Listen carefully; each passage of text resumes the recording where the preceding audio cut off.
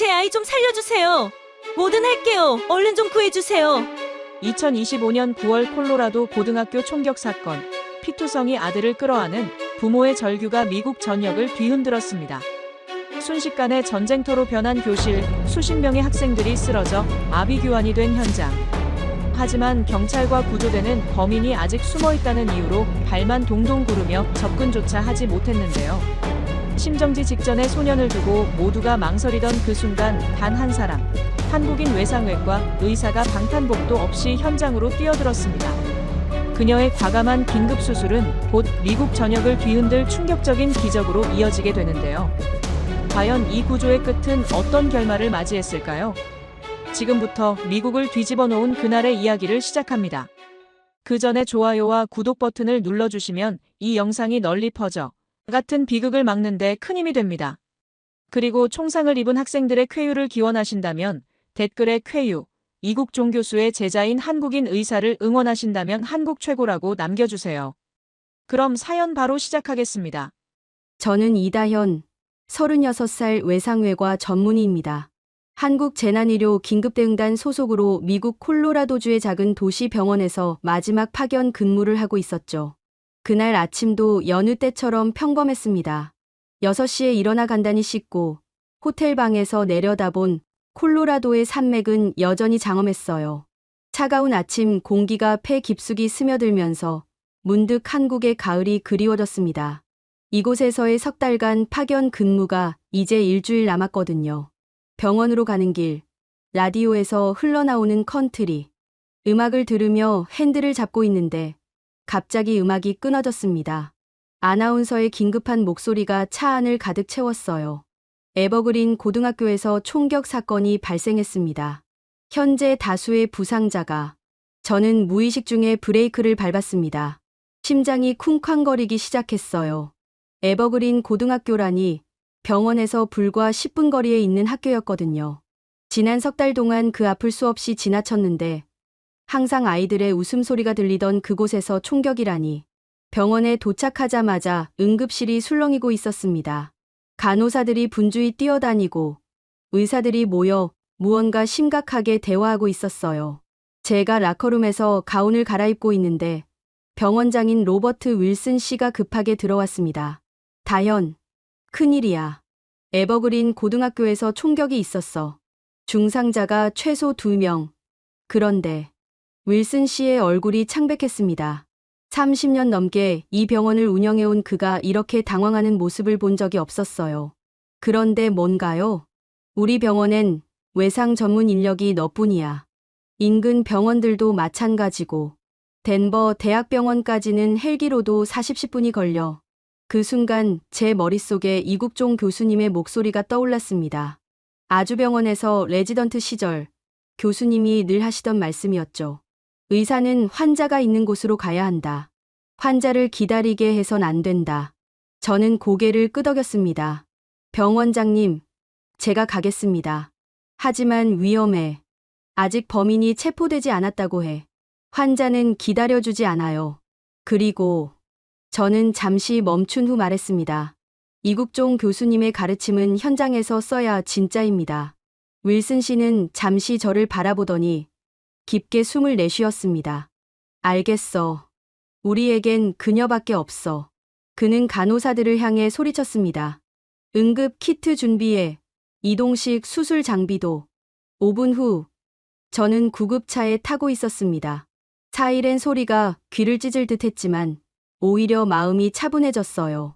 손가락 끝에서 미세한 떨림을 느꼈지만 이건 두려움이 아니라 집중력이 높아지는 신호였습니다. 레지던트 시절부터 수백 번 경험한 그 감각이었거든요. 창밖으로 보이는 에버그린 고등학교가 점점 가까워졌습니다. 평소라면 학생들로 붐비던 교정이 텅 비어 있었어요. 경찰차들이 학교 주변을 둘러싸고 있고 노란 테이프가 바람에 흔들리고 있었습니다. 이상하네요. 너무 조용해요. 구급차를 운전하던 마이크 구조대원이 중얼거렸습니다. 보통 이런 상황이면 더 시끄러울 텐데. 저도 그 말에 동감했습니다. 뭔가 불길한 예감이 들었어요. 마치 태풍 전의 고요함 같은 더 큰 위험이 도사리고 있는 듯한 기분이었습니다. 구급차가 학교 정문 앞에 멈췄을 때 경찰관 한 명이 다가왔습니다. 방탄복을 입은 그의 얼굴에는 긴장감이 역력했어요. 죄송합니다. 아직 통제구역입니다. 들어갈 수 없어요. 환자가 있다고 들었는데요. 그렇지만 아직 상황이 안전하지 않습니다. 범인이 완전히 제압되지 않았거든요. 저는 가슴이 답답해지는 걸 느꼈습니다. 환자는 지금 이 순간에도 생명을 잃어가고 있는데 우리는 바깥에서 기다리고만 있어야 한다는 건가요? 환자 상태는 어떤가요? 흉부 관통상 환자 1명, 다리 총상 환자 1명입니다. 흉부 관통상 환자가 상태가 심각해요. 그 순간 저는 더 이상 망설일 수 없다고 생각했습니다. 의료진으로서 그리고 이국종 교수님의 제자로서 해야 할 일이 명확했거든요. 저는 들어가겠습니다. 안 됩니다. 위험해요. 환자 목숨이 위험합니다. 들어가야 해요. 저는 응급 키트를 메고 학교 정문을 향해 걸어갔습니다. 뒤에서 마이크가 닥터 리 하고 부르는 소리가 들렸지만 돌아보지 않았어요. 발걸음을 옮길 때마다 자갈이 발밑에서 바스락거렸습니다. 평소라면 들리지 않을 작은 소리들이 유난히 크게 느껴졌어요. 새소리, 바람소리, 멀리서 들리는 사이렌 소리까지. 모든 것이 현실 같지 않았습니다. 그런데 정문을 지나 교정에 들어서는 순간 공기가 바뀌는 걸 느꼈어요. 더 무겁고 더 차갑고 긴장감이 피부로 전해져 왔습니다. 이곳에 정말 위험이 도사리고 있다는 걸 온몸으로 느낄 수 있었어요. 하지만 저는 멈추지 않았습니다. 환자가 기다리고 있었으니까요. 학교 본관 건물 앞에 도착했을 때 저는 숨을 크게 들이마셨습니다. 건물 안에서 희미하게 들리는 목소리들, 그리고 그 사이사이로 새어나오는 신음소리가 가슴을 짓눌렀어요. 여기 의사입니다. 제가 소리치자 건물 안에서 누군가 대답했습니다. 들어오세요. 빨리요. 복도로 들어서니 벽에 핏자국이 여기저기 묻어 있었습니다. 바닥에도 마찬가지였어요. 저는 무의식 중에 발끝으로 조심스럽게 걸었습니다. 이런 현장을 수없이 봤지만 여전히 마음이 무거웠어요. 체육관 쪽에서 목소리가 들려왔습니다. 그쪽으로 향하는데 복도 한쪽에 웅크리고 앉아있는 여학생이 보였어요. 16살쯤 되어 보이는 아이가 무릎을 안고 떨고 있었습니다. 괜찮아요? 아이는 고개를 들어 저를 바라봤습니다. 눈물로 범벅된 얼굴이었어요. 선생님, 제이슨이 안 일어나요. 아이의 목소리가 떨렸습니다. 저는 아이의 어깨에 손을 살짝 올렸어요. 제이슨이 어디 있나요? 체육관이요. 거기에. 더 이상 말하지 못하고 아이는 흐느꼈습니다. 저는 아이를 달래고 싶었지만 지금은 환자를 먼저 봐야 했어요. 체육관 문을 열었을 때 제가 본 광경은 평생 잊을 수 없을 것 같습니다. 바닥에 2명의 학생이 누워 있었고 몇 명의 선생님들이 그들 곁에서 어쩔 줄 몰라 하고 있었어요. 한 학생은 다리에 붕대를 감고 있었는데 의식이 있어 보였습니다. 하지만 다른 학생, 제이슨이라고 불린 그 아이는 상황이 심각해 보였어요. 저는 즉시 제이슨에게 달려갔습니다. 17살쯤 되어 보이는 소년이었는데 얼굴이 창백했고 호흡이 매우 얕았어요. 가슴 왼쪽에 총상이 있었고 피가 계속 흘러나오고 있었습니다. 언제부터 이 상태였나요? 체육 선생님이 대답했습니다. 20분 전쯤요. 처음엔 말도 했는데 점점. 저는 즉시 제이슨의 맥박을 확인했습니다.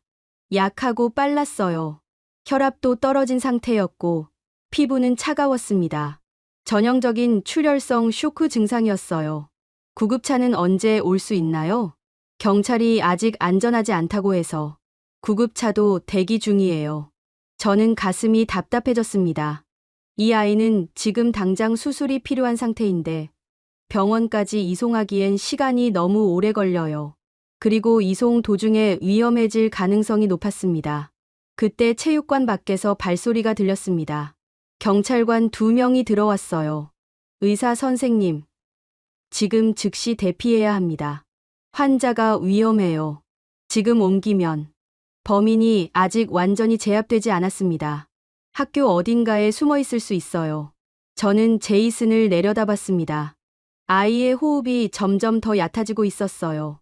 입술도 파래지기 시작했습니다. 이대로라면 10분도 버티지 못할 것 같았어요. 환자는 기다려주지 않아요. 저는 응급 키트를 열면서 말했습니다. 지금 이 아이를 옮기면 죽습니다. 저는 의사로서 이 아이를 포기할 수 없어요. 경찰관들이 서로 눈을 마주쳤습니다. 한 명이 무전기를 들고 누군가와 통화하기 시작했어요. 본부, 여기 윌슨입니다. 의료진이 환자 이송을 거부하고 있습니다. 현장 치료를 고집하는데 저는 그들의 대화를 들으면서도 손을 멈추지 않았습니다. 제이슨의 가슴을 노출시키고 상처를 확인했어요. 총알이 좌측 흉부를 관통했는데 각도로 봐서는 폐와 심장 사이 어딘가를 지나간 것 같았습니다. 가장 우려되는 건 긴장성 기흉이었어요. 폐에 구멍이 나서 공기가 흉곽으로 새어나가면 폐가 압박되어 호흡이 불가능해집니다. 그리고 지금 제이슨의 증상이 정확히 그것과 일치했어요. 저는 즉시 흉곽 천자를 준비했습니다. 주사기와 굵은 바늘을 꺼내면서 문득 수련의 시절 이국종 교수님이 하신 말씀이 떠올랐어요. 응급 상황에서는 완벽한 환경을 기다리면 안 된다. 지금 당장 할 수 있는 최선을 다해라. 바로 그때였습니다. 체육관 밖에서 총소리가 들렸어요. 탕, 탕, 탕. 모든 사람이 얼어붙었습니다. 경찰관들이 즉시 무기에 손을 대며 체육관 문 쪽을 바라봤어요. 선생님들은 학생들을 보호하려고 몸을 웅크렸습니다. 또 있었나요? 범인이 또 있었나요? 체육 선생님이 떨리는 목소리로 물었습니다. 경찰관 중 한 명이 무전기로 상황을 확인하고 있었어요. 긴장된 침묵이 흘렀습니다. 그 사이에도 제이슨의 상태는 계속 악화되고 있었어요. 저는 더 이상 기다릴 수 없다고 판단했습니다. 총소리가 들렸다고 해서 이 아이를 포기할 수는 없었거든요. 제가 지금 응급처치를 하겠습니다. 모두 이 아이 주변에서 조금 떨어져 주세요. 하지만 위험해요. 이 아이가 더 위험해요. 저는 소독용 알코올로 제이슨의 가슴을 닦았습니다. 차가운 알코올이 피부에 닿자 아이가 미세하게 움찔했어요. 아직 의식이 완전히 잃지 않았다는 신호였습니다. 바늘을 잡은 제 손이 떨리지 않도록 깊게 숨을 들이마셨어요. 수백 번 해본 시술이지만 이런 환경에서 하는 건 처음이었습니다. 게다가 밖에서는 또 언제 총소리가 들릴지 모르는 상황이었어요. 하지만 저는 집중했습니다. 지금 이 순간 이 아이의 생명이 제 손에 달려 있었거든요. 바늘을 찔러 넣는 순간 쉬익 하는 소리와 함께 공기가 빠져나왔습니다. 긴장성 기흉이 맞았어요. 즉시 제이슨의 호흡이 조금 편해지는 게 보였습니다. 됐어요. 저는 안도의 한숨을 내쉬었습니다. 하지만 이건 임시방편일 뿐이었어요. 근본적인 치료를 위해서는 병원으로 이송해야 했습니다. 그때 경찰관의 무전기에서 목소리가 들려왔어요. 범인 한 명 더 발견했습니다. 학교 뒤편에서 부상 상태로 체포했어요. 현재 안전 확인 중입니다. 체육관 안의 모든 사람이 안도의 표정을 지었습니다. 하지만 저는 아직 안심할 수 없었어요. 제이슨의 상태가 안정된 건 아니었거든요. 이제 구급차가 들어올 수 있나요? 확인해 보겠습니다. 경찰관이 다시 무전으로 상황을 확인했습니다. 몇 분 후 체육관 밖에서 구급차 사이렌 소리가 들렸어요. 저는 제이슨의 손을 잡았습니다. 차가웠지만 맥박은 조금 더 안정적으로 뛰고 있었어요. 제이슨, 들려요? 이제 병원에 갈 거예요. 괜찮을 거예요. 아이가 눈을 살짝 떴습니다. 초점은 없었지만 제 목소리를 듣고 있는 것 같았어요. 고마워요. 아이가 거의 들리지 않을 정도로 작은 목소리로 중얼거렸습니다. 그 순간 제 가슴이 뭉클해졌어요. 구급대원들이 들어오고 저는 제이슨의 상태를 설명했습니다. 응급처치 과정과 현재 상태, 그리고 병원에서 해야 할 조치들까지 상세히 전달했어요. 놀라운데요. 이런 환경에서 이 정도 처치를 하다니. 구급대원이 감탄하며 말했습니다. 당신이 아니었다면 이 아이는. 저는 고개를 저었습니다. 아직 끝난 게 아니에요. 병원에서 정식 수술을 받아야 해요. 제이슨이 구급차에 실려나가는 걸 지켜보면서 저는 문득 깨달았습니다. 이 일이 단순한 총격 사건이 아니라는 걸요. 뭔가 더 큰 계획의 일부였을 수도 있다는 생각이 들었어요. 그리고 제가 구한 이 아이가 어쩌면 더 큰 비극을 막는 열쇠가 될 수도 있겠다는 예감이 들었습니다. 병원으로 돌아오는 구급차 안에서 저는 제이슨의 상태를 계속 지켜봤습니다. 맥박이 조금씩 안정되고 있었지만 여전히 위험한 수준이었어요.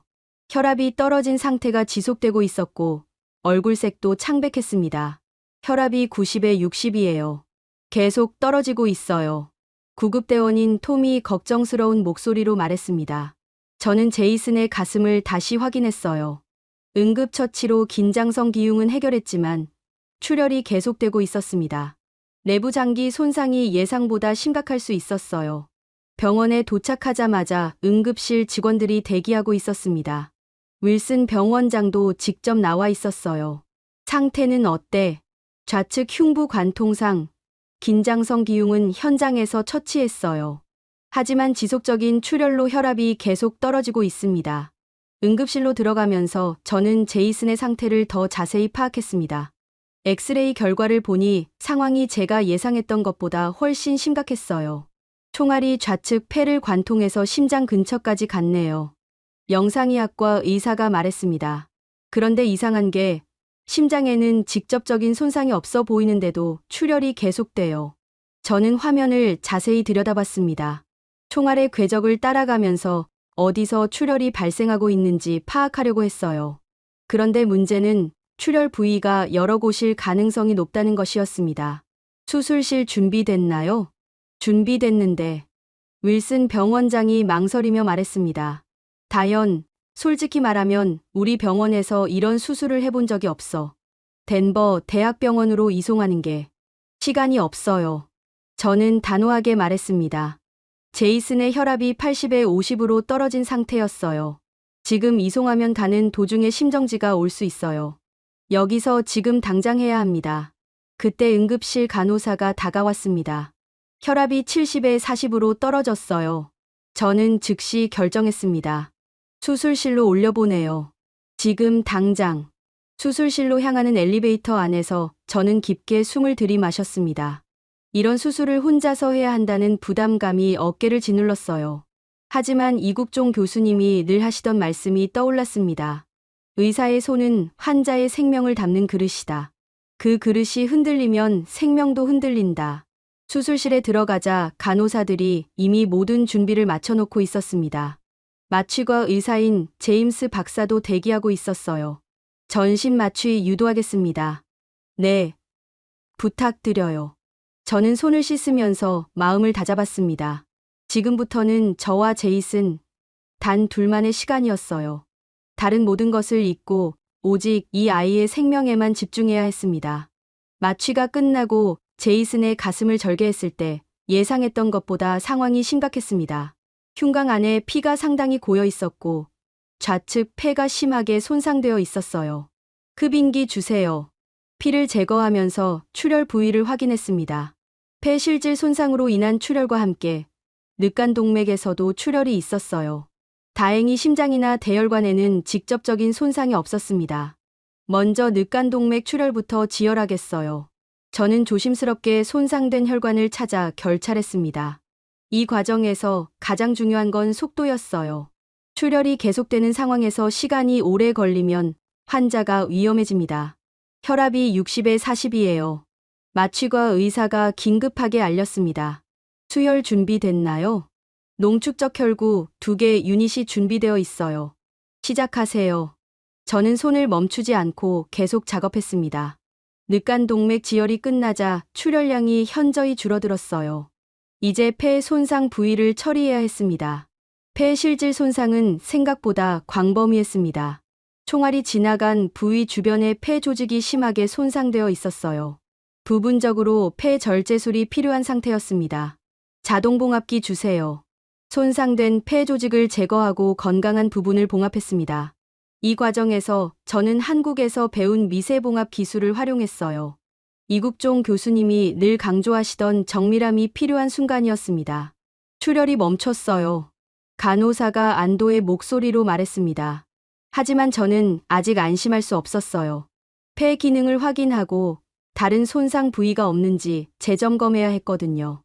인공호흡기 압력을 높여보세요. 마취과 의사가 압력을 조절하자 봉합한 부위에서 공기 누출이 없는 것을 확인할 수 있었습니다. 수술이 성공적으로 이루어진 것 같았어요. 흉관 삽입하겠어요. 잔여 혈액과 공기를 배출하기 위해 흉관을 삽입했습니다. 이 과정에서도 세심한 주의가 필요했어요. 잘못하면 추가 손상을 일으킬 수 있거든요. 모든 처치가 끝나고 나서 저는 잠시 숨을 돌렸습니다. 수술 시간은 2시간 정도였지만 마치 하루가 지난 것 같았어요. 혈압이 100에 70으로 올라왔어요. 맥박도 안정되고 있어요. 간호사들의 목소리에서 안도감이 느껴졌습니다. 저도 마찬가지였어요. 제이슨이 고비를 넘긴 것 같았습니다. 수술을 마치고 회복실로 나오는 길에 윌슨 병원장이 기다리고 있었습니다. 어떻게 됐어? 성공했어요. 앞으로 2, 3일 더 지켜봐야겠지만 생명에는 지장이 없을 것 같아요. 윌슨 병원장의 얼굴에 안도의 표정이 스쳤습니다. 정말 대단해. 나도 30년 넘게 의사로 일했지만 이런 수술을 혼자서 해내다니. 그때 응급실에서 간호사 한 명이 뛰어왔습니다. 병원장님, 큰일이에요. 왜 그래? FBI에서 연락이 왔는데 오늘 총격 사건이 단순한 학교 총격이 아니라고 해요. 계획된 테러였다고. 저는 가슴이 철렁했습니다. 무슨 뜻이에요? 제이슨이 주요 타깃이었다고 해요. 그리고 범인이 한 명 더 있었는데 제이슨이 살아있다는 걸 확인하고 추가 범행을 계획했었다고. 그 순간 저는 깨달았습니다. 제가 구한 건 단순히 한 학생의 생명이 아니었어요. 더 큰 비극을 막은 것이었습니다. 제이슨이 깨어나면 FBI에서 보호받을 예정이에요. 그 아이의 증언이 사건 해결의 열쇠라고 하네요. 저는 회복실에 누워있는 제이슨을 바라봤습니다. 평화로운 얼굴로 잠들어 있는 그 소년이 이토록 큰 사건의 중심에 있었다니 믿기지 않았어요. 하지만 한 가지는 확실했습니다. 오늘 제가 한 선택이 옳았다는 것. 그리고 이국종 교수님의 가르침이 여기 미국 땅에서도 한 생명을 구했다는 것 말이에요. 제이슨의 손을 살짝 잡았을 때 따뜻한 온기가 느껴졌습니다. 살아있다는 증거였어요. 제이슨의 수술이 끝나고 이틀이 지났습니다. 그 사이 저는 계속 중환자실에서 그 아이를 지켜봤어요. 생체 징후는 안정적이었지만 아직 의식을 완전히 되찾지 못한 상태였습니다. 3일째 되는 아침, 저는 평소처럼 중환자실로 향했습니다. 복도를 걸어가는데 뭔가 분위기가 달랐어요. 평소보다 사람들이 많았고 정장을 입은 낯선 이들이 병원 안을 오가고 있었습니다. 다현, 윌슨 병원장이 급하게 다가왔습니다. 얼굴에 긴장감이 역력했어요. FBI 수사관들이 와 있어. 제이슨과 관련해서 중요한 얘기가 있다고 하네. 무슨 일인가요? 직접 들어보는 게 좋겠어. 너도 함께 와줄 수 있을까? 제이슨의 담당이니까. 병원장실로 향하는 길에 저는 불안감을 느꼈습니다. 단순한 학교 총격 사건이 아니라는 건 이미 알고 있었지만 구체적으로 어떤 일인지는 몰랐거든요. 병원장실에는 2명의 FBI 수사관이 기다리고 있었습니다. 한 명은 40대 중반의 여성이었고 다른 한 명은 50대 초반의 남성이었어요. 저는 수사관 레베카 스미스입니다. 이쪽은 제 파트너 데이비드 존슨 수사관이고요. 레베카 수사관이 정중하게 인사했습니다. 제이슨 밀러의 담당이가 이다현 선생님이시죠? 네, 맞습니다. 먼저 감사 인사를 드리고 싶어요. 선생님이 아니었다면 제이슨은 물론이고 더 큰 비극이 일어났을 거예요. 저는 무슨 뜻인지 이해하지 못했습니다. 더 큰 비극이요? 데이비드 수사관이 파일을 꺼내며 설명하기 시작했습니다. 이번 총격 사건은 계획된 복수극이었어요. 주모자는 마크 데이비스, 19세 전학생입니다. 작년에 제이슨과의 갈등으로 학교에서 퇴학당했거든요. 제이슨과 무슨 일이 있었나요? 제이슨이 마크의 괴롭힘을 학교에 신고했어요. 그 결과 마크가 퇴학당했고 대학 진학도 무산됐죠. 마크는 그 일로 제이슨을 원망하게 됐고 레베카 수사관이 말을 이었습니다. 마크는 단순히 제이슨만 해치려던 게 아니었어요. 제이슨이 죽는 걸 확인한 후 학교 전체를 대상으로 더 큰 테러를 계획하고 있었습니다. 저는 등골이 서늘해지는 걸 느꼈습니다. 더 큰 테러요? 학교 보일러실에 폭발물을 설치해뒀어요. 제이슨이 죽었다는 확신이 서면 그걸 터뜨릴 계획이었습니다. 그렇게 되면 데이비드 수사관이 잠시 말을 멈췄습니다. 학교에 있던 700여 명의 학생과 교직원 모두가 위험했을 거예요. 저는 숨이 막히는 것 같았습니다. 제가 구한 건 제이슨 한 명이 아니라 700여 명의 생명이었다는 뜻이었거든요. 그런데 제이슨이 살아있다는 소식을 듣고 마크가 당황했나 봐요. 원래 계획이 틀어진 거죠. 그래서 학교 주변을 맴돌다가 결국 체포됐어요. 윌슨 병원장이 믿기 어렵다는 표정으로 말했습니다. 그럼 다연히 제이슨을 구하지 않았다면 상상하기도 싫어요. 레베카 수사관이 고개를 저었습니다. 다행히 폭발물은 모두 제거했어요. 하지만 만약 제이슨이 죽었다면 마크는 계획을 실행에 옮겼을 거예요. 저는 머릿속이 복잡해졌습니다. 그날 학교에 들어갈 때 저는 단순히 의사로서의 의무감으로 행동했을 뿐이었어요. 이런 큰 그림이 있을 거라고는 전혀 예상하지 못했습니다. 제이슨은 언제쯤 깨어날까요? 빠르면 오늘, 늦어도 내일쯤은 의식을 회복할 것 같아요. 깨어나면 우리가 보호할 예정이에요. 마크의 공범들이 더 있을 수 있거든요. 그때 저희 B에서 경보음이 울렸습니다. 중환자실 호출이었어요. 제이슨인 것 같아요. 가봐야겠어요. 저는 급하게 중환자실로 달려갔습니다. 간호사들이 분주히 움직이고 있었고 모니터에서 알람이 울리고 있었어요. 무슨 일이에요? 갑자기 깨어났는데 엄청 불안해해요. 계속 무언가를 중얼거리고 저는 제이슨 곁으로 갔습니다. 아이는 눈을 뜬 채로 천장을 바라보고 있었는데 입술을 계속 움직이고 있었어요. 제이슨, 들려요? 저는 이다연 의사예요.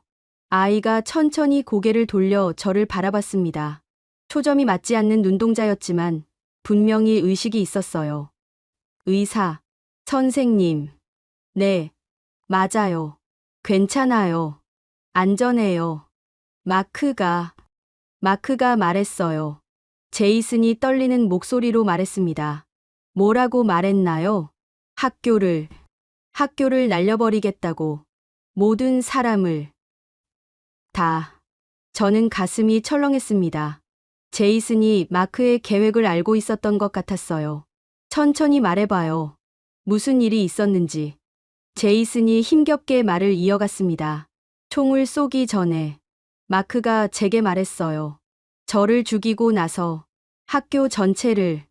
그래서 제가 도망치려고 했는데 아이의 목소리가 점점 작아졌습니다. 그래서 총을 맞았나요? 네. 하지만 죽지 않았어요. 살아있어요. 제이슨이 제 손을 꽉 잡았습니다. 아직 약했지만 분명한 의지가 느껴졌어요. 의사 선생님이 구해주신 거죠? 당신이 살고 싶다는 마음이 강했어요. 저는 도움을 준 것뿐이에요. 그때 문이 열리며 FBI 수사관들이 들어왔습니다. 뒤따라 윌슨 병원장도 왔어요. 제이슨, 우리는 FBI 수사관이야. 내가 경험한 일에 대해 들려줄 수 있겠니? 제이슨이 고개를 끄덕였습니다. 네. 말할 수 있어요. 마크가 뭘 계획했는지. 다 알아요. 레베카 수사관이 녹음기를 꺼냈습니다. 천천히. 내가 기억하는 대로 말해줘. 제이슨의 증언은 수사관들의 추정과 정확히 일치했습니다. 마크의 계획, 공범들의 존재, 그리고 학교 폭파 계획까지. 모든 것이 생생하게 드러났어요. 증언을 마친 후 제이슨이 저를 바라봤습니다. 의사 선생님, 정말 감사해요. 저뿐만 아니라 모든 친구들을 구해주신 거잖아요. 저는 아이의 손을 다시 잡았습니다. 당신이 용기를 냈어요. 마크의 계획을 기억하고 신고할 용기를. 그게 더 중요해요. 수사관들이 나간 후 저는 혼자 제이슨과 시간을 보냈습니다. 아이는 점점 안정을 찾아가고 있었어요. 의사 선생님은 한국 분이시죠? 네, 맞아요. 한국 의사들은 모두 이렇게 대단한가요? 저는 미소를 지었습니다. 한국에는 저보다 훨씬 훌륭한 의사들이 많아요. 저는 그분들한테 배운 걸 여기서 쓴 것뿐이에요. 그 순간 저는 가슴이 뭉클해졌습니다. 이 아이에게 한국은 이제 생명을 준 나라가 된 거였어요. 창밖으로 해가 지고 있었습니다. 며칠 전 총격이 일어났던 그 시간대였어요. 하지만 이제는 평화로웠습니다. 더 큰 비극이 막아졌고 진실이 밝혀졌으니까요. 저는 제이슨이 잠든 모습을 지켜보면서 생각했습니다. 의사로서 환자를 구하는 일이 때로는 한 사람을 넘어 더 많은 사람들을 구하는 일이 될 수 있다는 걸 깨달았어요. 그리고 이국종 교수님의 가르침이 옳았다는 것도요. 환자가 있는 곳으로 가라는 그 말씀이 결국 700여 명의 생명을 구한 셈이었으니까요. 제이슨이 완전히 회복되기까지는 일주일이 더 걸렸습니다. 그 사이 병원에는 언론사 사람들이 몰려들기 시작했어요. 처음에는 지역 신문사 기자 한두 명이었는데 점점 더 많은 매체에서 취재 요청이 들어왔습니다. 다연, CNN에서 인터뷰 요청이 왔어. 윌슨 병원장이 피곤한 표정으로 말했습니다. 또요? 이미 하루에 서너 번씩 인터뷰 요청이 들어오고 있었어요. ABC, NBC, CBS는 물론이고 지역 방송국들까지 모두 한국인 여성 의사의 기적이라는 제목으로 보도하고 싶어 했습니다. 이번엔 전국 방송이야. 시청률도 높고. 죄송하지만 사양하겠어요. 저는 고개를 저었습니다. 지난 일주일 동안 계속 같은 대답을 해왔어요. 왜 그러는 거야? 이런 기회는 흔하지 않은데. 너의 이야기를 많은 사람들이 알게 되면 환자를 치료하는 게 의사의 일이에요. 그걸 자랑할 일은 아니라고 생각해요. 사실 저에게는 다른 이유도 있었습니다. 이 모든 관심이 부담스러웠거든요. 저는 그냥 의사로서 해야 할 일을 했을 뿐인데 너무 큰 의미를 부여하는 것 같았어요. 하지만 세상은 그렇게 생각하지 않는 것 같았습니다. 특히 소셜미디어에서는 그날의 구조 영상이 계속 공유되고 있었어요. 누군가 학교 감시 카메라 영상을 온라인에 올린 것 같았습니다. 간호사 수잔이 태블릿을 들고 와서 보여줬어요. 다현, 이거 봐. 조회수가 500만 회를 넘었어. 영상을 보니 제가 학교 정문을 통과해 들어가는 모습부터 제이슨을 구급차에 실어 나르는 모습까지 다 담겨 있었어요. 화질은 좋지 않았지만 상황은 충분히 파악할 수 있었습니다. 댓글들을 읽어보니 전 세계 사람들의 반응이 엇갈렸습니다.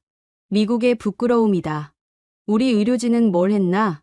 한국 의료 시스템이 이렇게 훌륭한 줄 몰랐다. 이런 의사가 있어서 인류가 희망적이다. 하지만 가장 많이 달린 댓글은 이것이었어요. 왜 미국엔 이런 의사가 없을까? 그 댓글을 보면서 저는 복잡한 기분이 들었습니다. 미국에도 훌륭한 의사들이 많은데 마치 한국 의사만 특별한 것처럼 포장되는 게 불편했어요. 그날 오후 제이슨을 마지막으로 진료하러 갔습니다. 아이는 이제 거의 완전히 회복된 상태였어요. 며칠 후면 퇴원할 수 있을 것 같았습니다. 의사 선생님, 정말 한국으로 돌아가시는 거예요? 제이슨이 아쉬운 표정으로 물었습니다. 네. 파견 기간이 끝났거든요. 언제요? 내일 출국해요. 제이슨의 얼굴이 조금 어두워졌습니다. 마지막으로 하고 싶은 말이 있어요. 뭔가요? 저는 의사가 되고 싶어요. 선생님 같은 의사가요. 저는 깜짝 놀랐습니다. 정말이에요? 네. 이번 일로 깨달았어요. 한 사람의 생명을 구하는 게 얼마나 소중한 일인지. 그리고 선생님이 저를 구할 때 제 가족이나 친구가 아닌데도 생명을 걸고 도와주셨잖아요. 저도 그런 의사가 되고 싶어요. 아이의 눈빛이 진지했습니다.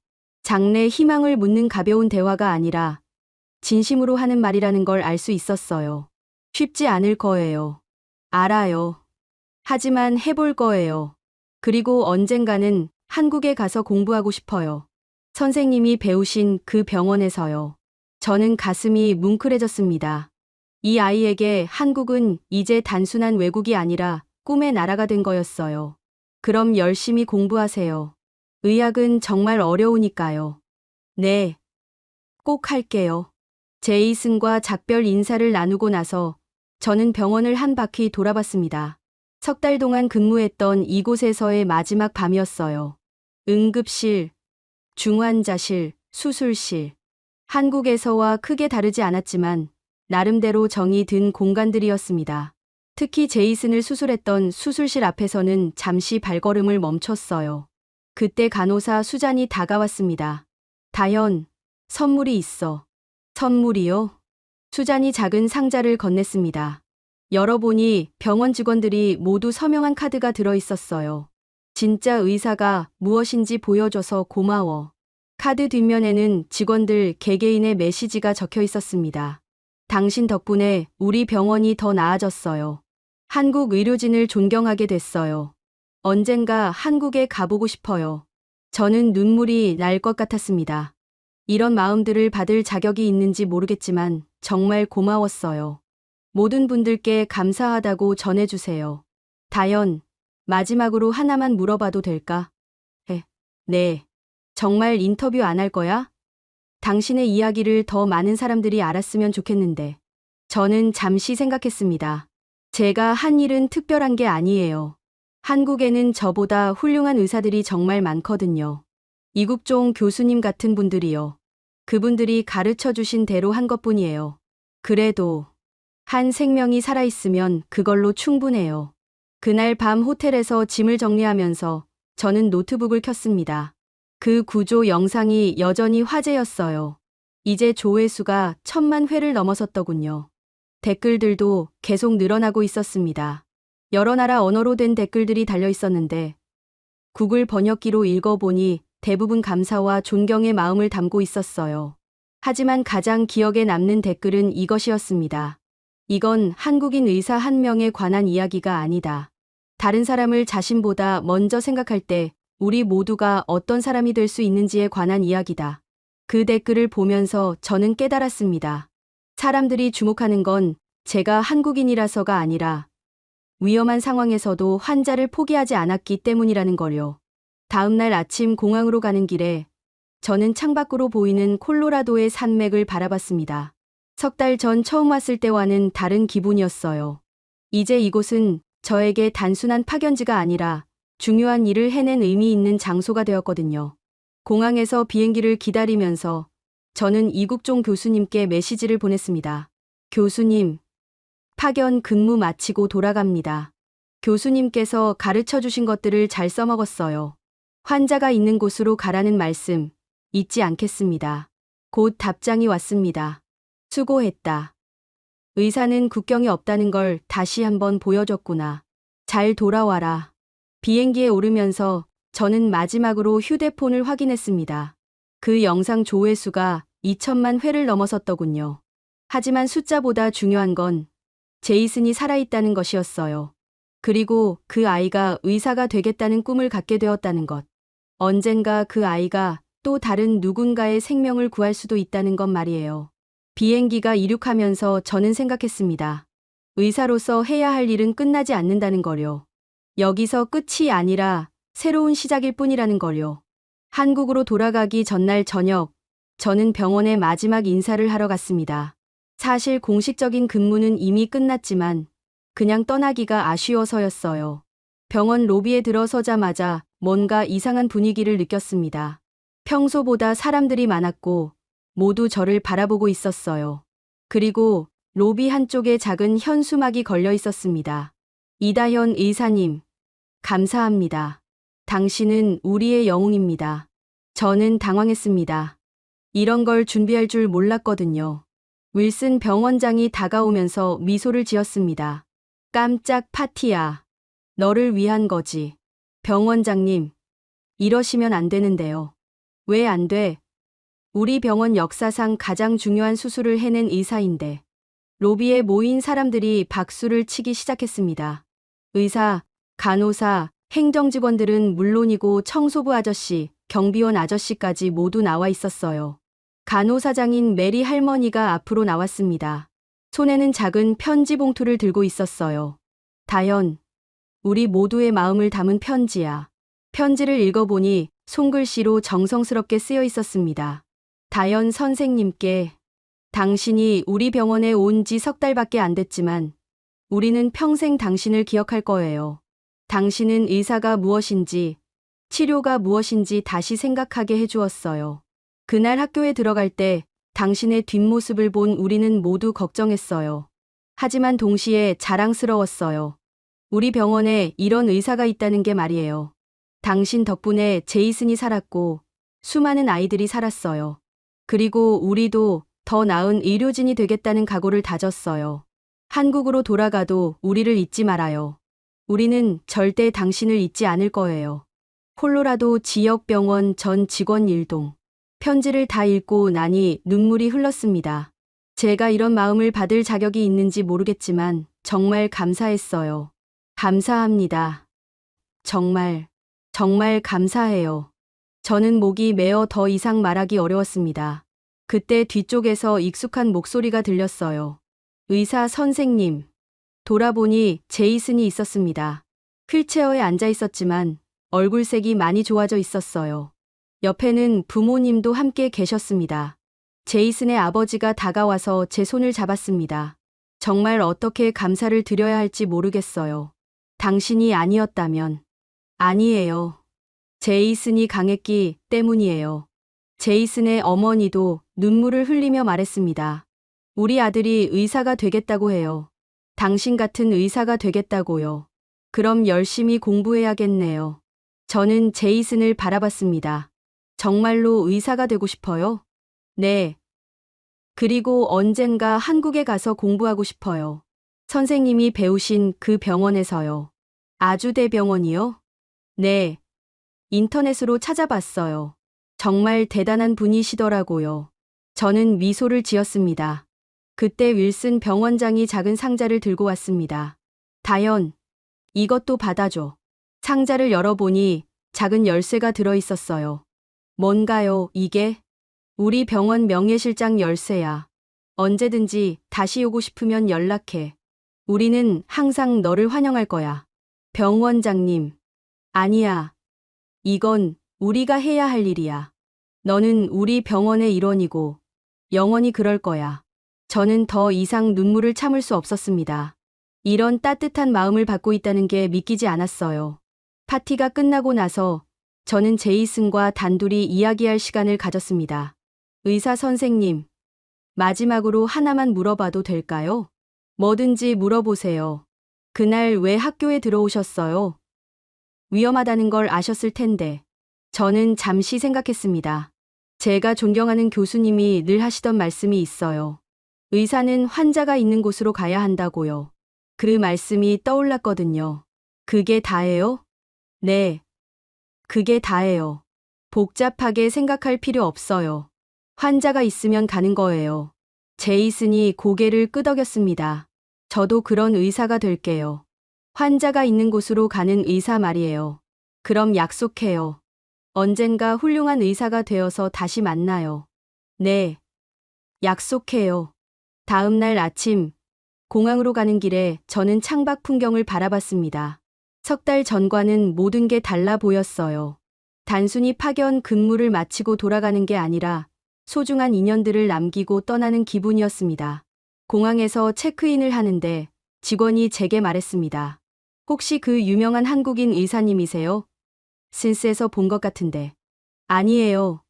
다른 사람일 거예요. 저는 웃으며 대답했습니다. 마지막까지 조용히 떠나고 싶었거든요.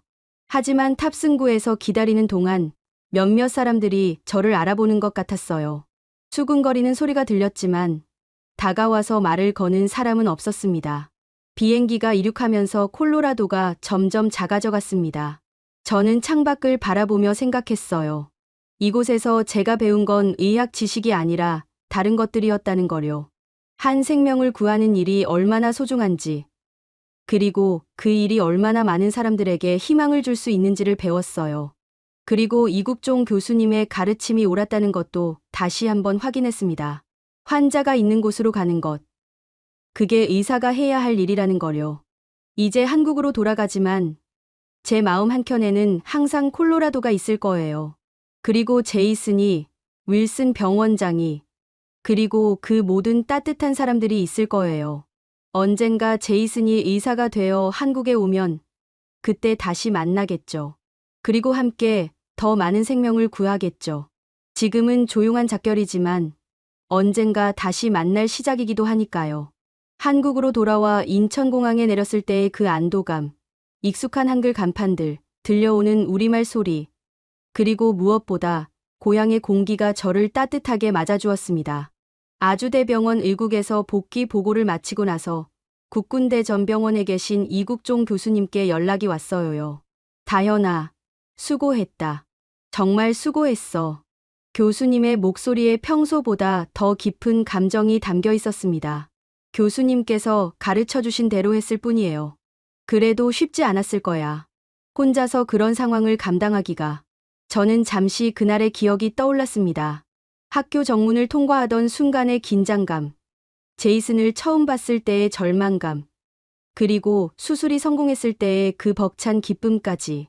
교수님, 제가 할 수 있었던 건 혼자 힘이 아니었어요. 교수님과 선배님들이 가르쳐 주신 모든 것들이 있었기 때문이에요. 그래, 그게 바로 우리 한국 의료의 힘이야. 개인이 아니라 함께 쌓아온 경험과 지식이지.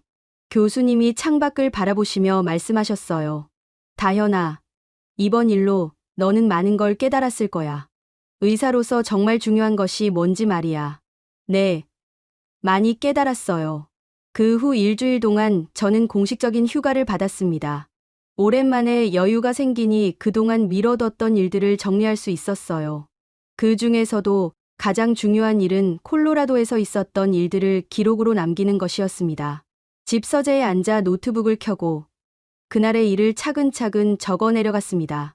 9월 10일, 콜로라도 에버그린 고등학교 총격 사건 응급의료 대응 기록. 제목을 적고 나니 그날의 모든 순간이 생생하게 떠올랐습니다. 오전 8시 40분, 라디오를 통해 총격 사건 소식을 들었다. 그 순간 머릿속에 떠오른 건 이국종 교수님의 가르침이었다. 환자가 있는 곳으로 가라. 기록을 쓰면서 저는 새삼 깨달았습니다. 그날 제가 내린 모든 판단들이 얼마나 소중했는지를요. 만약 조금이라도 다르게 행동했다면 결과도 완전히 달라졌을 거예요. 현장 응급처치 시 가장 중요했던 것은 신속한 상황 판단이었다.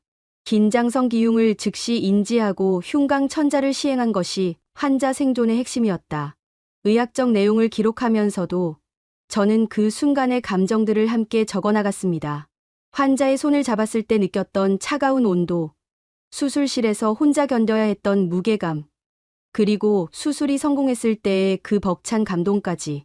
기록을 쓰는 일은 생각보다 오래 걸렸습니다. 의학적 내용뿐만 아니라 그 과정에서 느꼈던 모든 감정들을 정확하게 남기고 싶었거든요. 이번 경험을 통해 깨달은 것은 의사라는 직업의 진정한 의미였다. 단순히 질병을 치료하는 것을 넘어 한 사람의 인생을 구하는 일이라는 것. 며칠에 걸쳐 기록을 완성하고 나니 마음이 한결 가벼워졌습니다. 이 기록은 저에게만 의미가 있는 게 아니라 후배 의사들에게도 도움이 될 수 있을 거라는 생각이 들었어요. 집에 돌아와서 저는 오랜만에 부모님께 안부 전화를 드렸습니다. 다현아, 뉴스에서 봤어. 정말 대단하더라. 어머니의 목소리에 자랑스러움이 가득했습니다. 엄마, 과장된 거예요. 그냥 의사로서 해야 할 일을 했을 뿐이에요. 그래도 우리 딸이 이런 일을 해냈다니.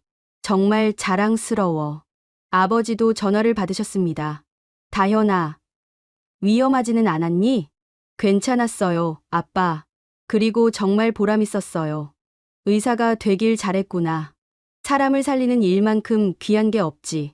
부모님과 통화를 마치고 저는 발코니에 나가 밤하늘을 바라봤습니다. 별들이 유난히 밝게 빛나고 있었어요. 그 순간 문득 생각이 들었습니다.